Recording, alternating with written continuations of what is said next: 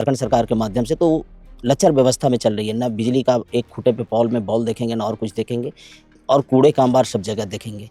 इन्हें जिले के उपाध्यक्ष और कर्मठ कार्यकर्ता श्री विद्यासागर आर्य जी को चतरा नगर परिषद के लिए भारतीय जनता पार्टी की ओर से अधिकृत प्रत्याशी बनाया है।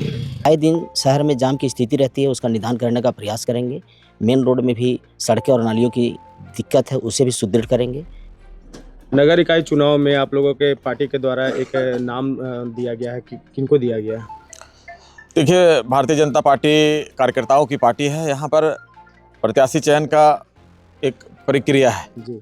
उस प्रक्रिया को अपनाते हुए प्रदेश नेतृत्व के द्वारा यहाँ पर पर्यवेक्षक नियुक्त किया गया था। पर्यवेक्षक के द्वारा 3 नामों को प्रदेश मांगा था। यहाँ के कार्यकर्ता रायशुमारी के माध्यम से 3 नाम भेजे थे जी।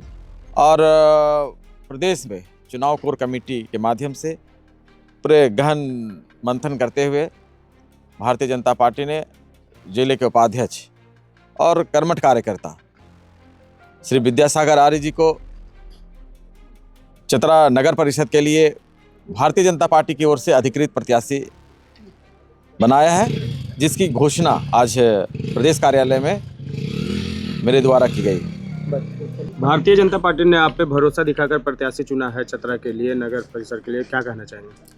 सर्वप्रथम तो भारतीय जनता पार्टी का मेरा रोम रोम कृतज्ञ रहेगा, और इसके निमित्त जितने भी भारतीय जनता पार्टी के कार्यकर्ताओं ने मुझ पर भरोसा जताने का प्रयास किया है, ऐसे हमारे सम्मानित जिलाध्यक्ष महोदय, सांसद महोदय, विधायक महोदय, सिमरिया विधायक महोदय, और इस कार्यक्रम का चुनाव के कार्यक्रम को देख रहे हजारीबाग प्रमंडल के प्रभारी महोदय आदरणीय अशोक शर्मा जी, रामदेव भुक्ता जी, और नगर मंडल के अध्यक्ष संजय प्रजापति जी, सबने जो पार्टी के माध्यम से और इन लोगों के माध्यम से पार्टी ने जो मुझ पर भरोसा जताया है, निश्चित तौर पर भारतीय जनता पार्टी के नीति सिद्धांतों पर चलते हुए उनके उद्देश्यों की पूर्ति के लिए, अंत्योदय के कल्याण के लिए और जनता के सेवा के लिए हम काम करेंगे। नगर परिषद का चुनाव किन मुद्दों के साथ आप आइएगा चुनाव में?